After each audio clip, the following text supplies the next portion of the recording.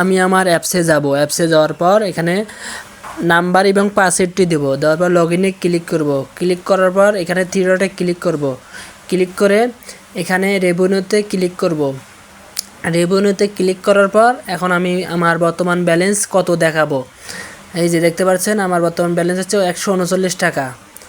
এখন আমি দেখাবো কিভাবে টাইপিং করে ইনকাম করা যায়, অঙ্ক করে ইনকাম করতে হয়।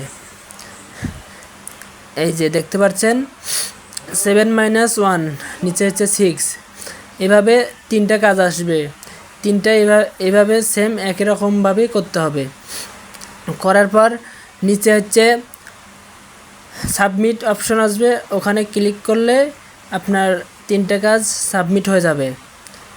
এই যে সাবমিট টাইপিং, এই যে তারপর কালেক্ট রিওয়ার্ড, এখানে ক্লিক করার পর একটি অ্যাড শো করবে।